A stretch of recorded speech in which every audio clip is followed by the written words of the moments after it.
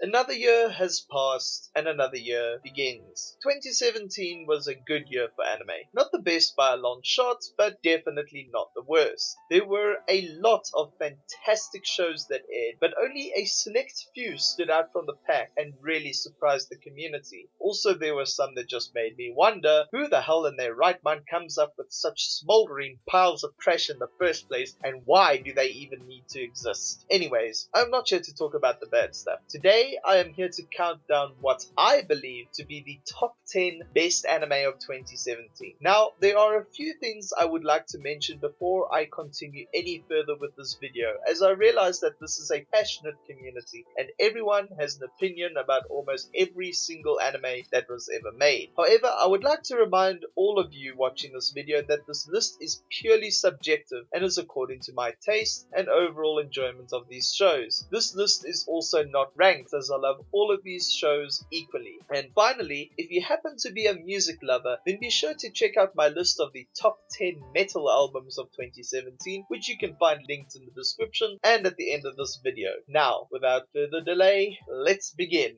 Number 1, Maiden Abyss. This show is one that, quite honestly, out of every show on this list, took me the most by surprise. When it started, just like everyone else in the community, I thought this was going to be a light-hearted adventure story involving some cute-looking characters and a bright and colorful world. Well, I was wrong, and what I got was somehow strangely better. And what makes it even better is the fact that we have a second season coming out sometime this year. But all that aside, Maiden Abyss is a truly fantastic show, not just for the gorgeous art, animation, directing, soundtrack, and great characters, but for its Lovecraftian horror. I love how this show is able to handle Lovecraft's themes of cosmicism and the fear of the unknown in a way that has never really been done before. And I also love how its visuals aren't dead giveaways that its story is Lovecraft inspired. The story of Maiden Abyss follows the adventures of a young girl named Riko, who dreams of becoming a white whistle raider so that she can traverse to the depths of the abyss, a giant chasm in the middle of an island, and find her long lost mother. While on one of her daily expeditions, she finds a young boy named Rei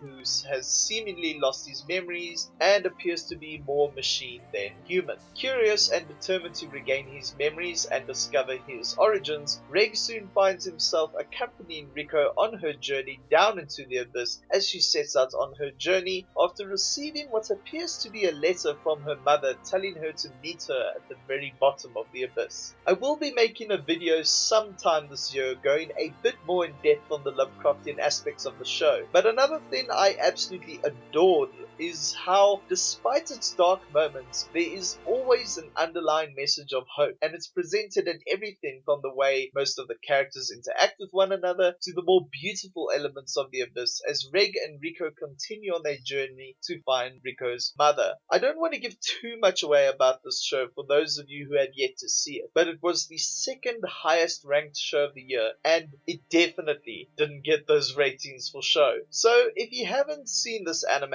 and are a fan of Lovecraftian horror and Ghibli inspired animation and art, then I highly recommend checking this show out.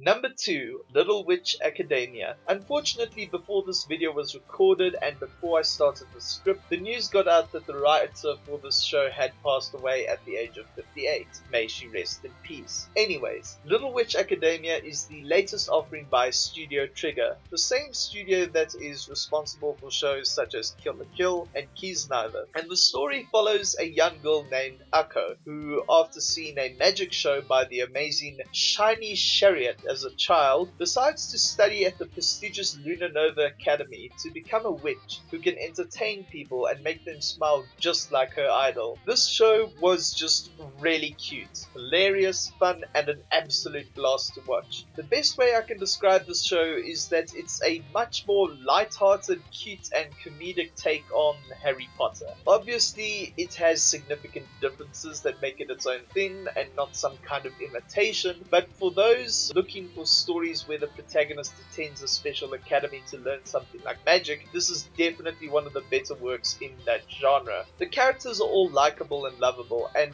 Trigger's signature animation only makes the comedic elements better, whether it's the the slapstick humor or the exaggerated facial expressions. The show also has a charming and innocent atmosphere, and it's hard to stop watching the show as it really sucks you in from the first episode and leaves you wanting to check out more. The score for this show is also fantastic and really added itself well to the overall tone of the show and helped to emphasize the amount of charm and magic in each scene. This is a great show for people of all ages, and for any adult anime fans looking to introduce their kids to anime with stuff that isn't limited to Ghibli films, then this is that show. It's just great fun and I cannot recommend it enough. Number 3, Rei Creators. Now this is a show that I not only found to be really creative and clever despite its lack of appreciation, but really spoke to me on a deep and personal level as an aspiring artist and creator myself. Rei Creators follows a high school student by the name of Sota Mizushino, who is an aspiring artist, but after a certain incident involving a fellow friend and creator, gives up on that dream out of guilt and remorse. One day he is temporarily sucked into an episode of his favorite anime and finds himself in the middle of a battle between the main heroine of the story and an unknown assailant who goes by the name of the military uniformed princess. Sota accidentally brings the heroine to our world, and the military uniformed princess pursues them, only to be interrupted by a mysterious magic user by the name of Meteora. It is then discovered that the same assailant also brought Meteora out of her world into this one in an attempt to recruit her for something that could end all realities as we know them, and it's up to the creations and their creators to stop the military uniformed princess before it's too late. Now, end of the world plots are generally the biggest plot cliches in fiction, but the way Rei Creators presents it in such a clever and unique way, while at the same time being a love letter to writers, illustrators, and artists of every form, is something that really solidifies this show as one of the most ambitious projects of the year. The story and character designs are the brainchild of the mangaka behind the legendary Black Lagoon, and it was directed by the same man who directed Fate Zero and was produced by Studio Troika. While all the visual aspects of this show were fantastic, the real highlight had to be the score, which was composed by Sawano Hiroyuki, the same man who did the scores for Gilded Crown and Attack on Titan. Whether it was the opening themes like Gravity Wall or battle tracks like Brave the Ocean, this soundtrack is just so damn epic and bombastic that you'll find yourself singing them over and over again for days, if not weeks on end. The best way I can describe this show, as can many other people who watched it, is Shirobako meets Fate Zero. While the show contains elements of Fate's battle royale action and plot, it also addresses the intricacies of storytelling and creativity like Shirobako did, albeit from a more existential perspective than from a work or typical everyday viewpoint. If you want to delve into what really makes this show great, there is an excellent video that fellow AniTuber Mother's Basement made back when it was still airing, and many of the points he made in that video still hold relevancy now that the series has finished airing. Sure, it's not the most perfect show in the world, but it will definitely go down as one of those shows that will continue to be discussed in the years to come as long as society continues to tell stories and create art. Number 4, My Hero Academia Season 2. My Hero Academia definitely has to be my new all-time favorites in shonen anime. For several years now, I have stuck to only watching shows that have an ending, even if it's a cop-out or a cliffhanger, after I got tired of trying to keep up with all the long-running shonens like Bleach, Naruto, and Fairy Tail, and I never in a million years thought I would return to this kind of show. Well, boy was I wrong. Unlike the majority of its predecessors, My Hero Academia doesn't fill in the gaps between arcs for filler and isn't animated with the mostly subpar ongoing animation that we have come to expect from most shows of this genre. This show is animated by Studio Bones, one of the most legendary studios in the industry, and it contains not only some of the best art, animation, character designs, and music, but some of the best fights that I have ever witnessed in the genre. Another thing that really hooked me on the show was its unique take on the superhero genre. There are plenty of excellent videos by AniTubers like Arcade of Glass Reflection, Mother's Basement, and The Pedantic Romantic, which I'll link in the description below, explaining and breaking down what makes My Hero Academia's take on the superhero genre great. So if you want to find out more, I highly recommend watching those videos. Anyways, the show just has many awesome fun and lovable characters, and the English dub for this show is one of the best ones I have heard, and the actors really pull off some superb performances. The sub version is just as great too, and every episode will keep you on the edge of your seat. Plus the opening themes are absolutely fantastic, not just from a songwriting standpoint, but from a visual one too. If you like superheroes but are looking for another fresh take on the genre like One Punch Man or Tiger and Bunny provided, then this is the show for you. Number 5, Attack on Titan Season 2. This was without a doubt the anime that I was most hyped and looking forward to this year. After its incredible first season that aired back in 2013, Studio Wits sure took their time and left a lot of fans waiting while they focused on the other series and projects. And after seeing it, I can now say that the wait was kind of worth it. Even if most of the audience rarely paid attention to it because of either My Hero Academia Season 2 or because it had been so long since the first season that they just didn't care anymore. Anyways, what made the second season of this phenomenal anime great was the fact that it wasn't just pure action and adrenaline like the first season was. No, this season, in only 12 episodes, not only raised the stakes for the characters, but had an added element of well-crafted mystery and sometimes genuine horror. There were many memorable moments in this season in terms of the action and the plot twists. Also, some elements of the story were tweaked and changed in comparison to the manga, which now forces those who are still interested in seeing the anime but have read the manga to actually watch it. The animation is still as good, if not better, than what it was in the first season, and the soundtrack was relatively good, although the opening theme certainly wasn't as epic as the previous two from the first season. And even though the second season wasn't directed by Tetsuro Araki, the new director, who apparently was an apprentice of Araki's, did a fantastic job while bringing out his own unique flair and style to each scene. There's not really much else I could talk about without spoiling things, so all I can say is that if you loved the first season and haven't yet checked this out, then you need to do so. It's definitely worth your time, even if you think you're over the franchise by now.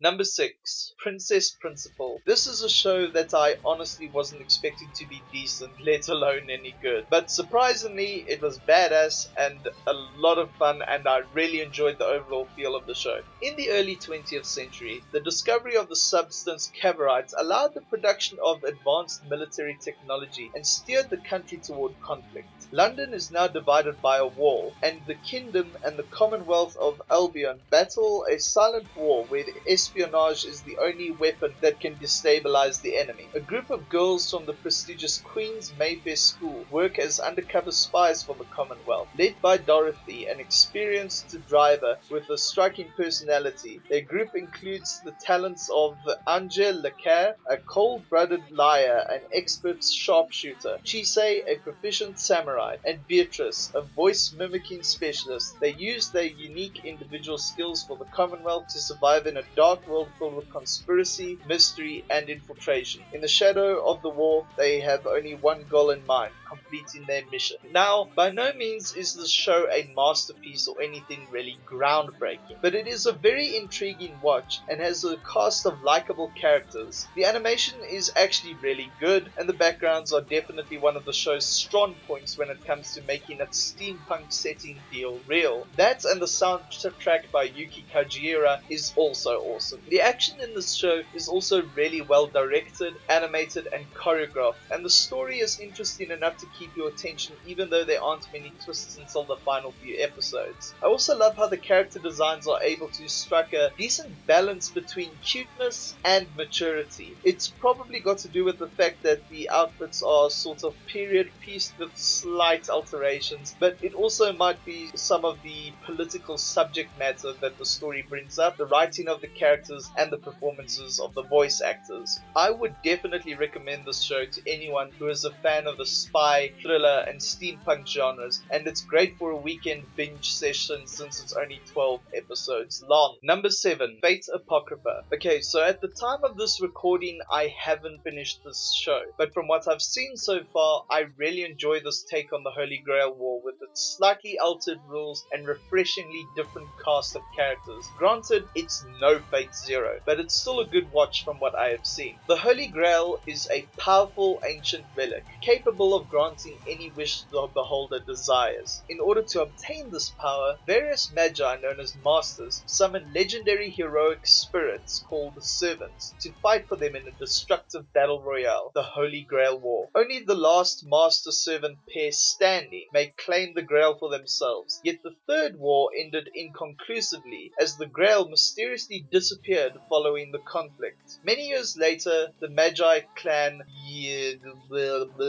however you pronounce that, announces its possession of the Holy Grail and intends to leave the Mages Association. In response, the association sends 50 elite Magi to retrieve the Grail. However, all but one are killed by an unknown servant. The lone survivor is used as a messenger to convey, again, however the fuck is supposed to pronounce that, declaration of war on the association. As there are only two parties involved in the conflict, the Holy Grail War takes on an unusual form. Again, the fucked up pronunciation of a name, and the Mages Association will each deploy 7 Master Servant pairs, and the side that loses all its combatants first will forfeit the artifact. As the 14 masters summon their servants and assemble on the battlefield, the magical world shivers in anticipation with the rise of the Great Holy Grail War. Now, the thing that really impresses me about this show is the fact that even though Ufotable weren't behind the production of this series, A1 Pictures, the same studio responsible for the meme that is now Sword Art Online, really did a superb job with the animation, and they kept the character designs close to the signature Type Moon style, with some updates to certain characters like Saber Arturia's daughter Mordred, who despite being female was secretly raised as the male heir to the throne of Britain. While the action scenes are fantastic from a direction standpoint, they do somewhat lack the save blow that Ufotable puts into them, but that's probably either due to a difference in style or due to the fact that unlike Ufotable, no 3D elements were used in the animation. The visual effects for the magic of the masters and the various powers the servants have is really impressive, and the color palette, while still typical for the A1 Pictures style, manages to suit the show perfectly. The voice acting is also great, and the characters are well written despite having double the cast of a typical Grail War in the Fates franchise. And also, seeing the ruler class come into play for the first time for me was quite interesting to say the least. While this series is great and definitely deserves its spot on my list, it definitely isn't one of the franchise's strongest adaptations, especially since Ufotable set the bar ultra high with Fate Zero, both from a visual and narrative standpoint. But if you're a die-hard fan of Fate or enjoy battle royale types of shows, then this is the show for you. Number 8, The Ancient Magus Bride. Another show that is still airing and definitely has to be the most impressive and charming show that I have seen in a very long time when it comes to the fantasy genre, particularly fantasy that is rooted in traditional and ancient European folklore. I am currently finishing up a video where I'll go more in depth as to why I love this series so much, but I'll give you a brief rundown in case you're unsure of whether it's worth checking out or not. The Ancient Magus Bride follows the story of Hattori Chise, who has a unique ability to see certain types of creatures and entities that most normal humans cannot. It unfortunately causes her to be feared or hated by those she comes into contact with, and so when she is older, she sells herself off as a slave in the hopes that she will either be of use to someone or have a place where she belongs. She is then bought by a mysterious mage by the name of Alias, I don't fucking know, who takes her on to be his apprentice, and he later reveals that he also intends to make her his bride. The author of the manga definitely has a love for European history and fantasy, and has thus created this magical and wondrous world where not only does it feel like magic could actually still be a bigger part of our world despite how society has developed, but really struck a nostalgic chord with me because of the kinds of stories I was raised on as a child growing up. Another thing is the brilliant way with this show handles its themes, which I'll go more in depth in a later video. Also, it is not often that a modern anime gives me the same kind of feeling I get when I watch an anime that were made before digital animation became an industry standard. Everything about this show, from its breathtaking visuals, excellent character writing, exquisite backgrounds, Brilliant lighting, clever directing, and beautiful score just oozes with atmosphere and has so far been getting better and better after a very strong start, excluding the prequel OVA. And the English dub is brilliant, just saying. So if you're tired of all the JRPG inspired and isekai fantasy anime that the industry has been pumping out in recent years and have a yearning to return to stories like Spice and Wolf, then be sure to give this one a watch. Number 9. Konosuba Season 2. What would this list be without this chaotic and hilarious parody show? I can honestly say that the first season of this show really had me roaring with laughter, and the second season only amped up the comedy. Granted, the animation sometimes suffered some minor inconsistencies at times, but since the show wasn't meant to be animated in a detailed manner, it's forgivable since it lends itself so well to the comedy, whether it's the slapstick or the jokes. The characters in this show are some of the most memorable and most likable, even if they can be arseholes sometimes. Again, there are many videos explaining why the comedy of this show is hysterical, but while I enjoy knowing why, I'm sure not everyone likes having jokes being explained to them and having them slightly ruined per se. But the one thing I can tell you that makes them so great is the consistency of them. Even if they pop up when you least expect them to, or when the characters find themselves in similar situations to where they started. This show is honestly the greatest parody of not only the plethora of isekai shows that have been coming out in recent years, but of RPGs in general. You'll find references to tabletop RPGs, point and clicks, and of course, video games. Another thing this show does remarkably well with its characters and the way they are written is how easy it is to see a little bit of yourself in them and actually find yourself feeling as though you are a member of their little mischievous group and that you too are a part of this hilarious journey. I absolutely love Konosuba, and even though there aren't any signs of a third season happening anytime soon, I do hope we get to see more of these characters and their misadventures in the future. A must watch for fans of RPGs and fantasy. Number 10. Girls Last Tour. And finally we have a show that just finished airing called Girls Last Tour. The story, as Joey, aka the Anime Man, put it, technically on paper this show should not work, yet somehow it does. The story of Girls Last Tour takes place in a post-apocalyptic world where most of humanity has been wiped out, and follows two girls traversing the lonely wastelands of the now seemingly desolate planet, looking for things like fuel for their vehicle and food rations. However, instead of being a gritty, serious, action-packed show, it is instead a very cute one that just has the girls interacting with the various places they find themselves in, and basically just enjoying the simpler things in life, the things we usually take for granted. Now, don't get me wrong, this isn't a show that's preachy or anything. In fact, most of the dialogue seems to be about nothing really at all other than the girls just being cute. Sure, they might ask each other some questions in some situations that might seem pointless, but in that kind of scenario carry a lot more weight and meaning than one might think. The show is basically great because despite its setting, it just makes you feel good. It's rather comforting in its simpleness and in its atmosphere, which it mainly focuses on. It also has one of the most beautiful scores I have heard, and the opening theme is just so damn catchy. Though the animators clearly didn't get the memo that the dab is a dead meme by now. Why? Anyways, jokes aside, this is an absolutely fantastic show, and it's great for binging when you just want to relax and let the story wash over you. I highly recommend checking it out. And that concludes my list of what I consider to be 10 best anime of 2017. What were your favorite anime of 2017? Let me know in the comments below. If you enjoyed this video and want to see more like it, then be sure to drop a like and share it with your friends. If you are new to the channel, feel free to click the subscribe button and the bell icon so that you can be notified of all my uploads. You can also help me out by heading over to my Patreon, where there are a bunch of awesome reward tiers you can have access to based on your pledge. Thank you so much for watching, take care of yourselves, and as always, have a kick-ass day.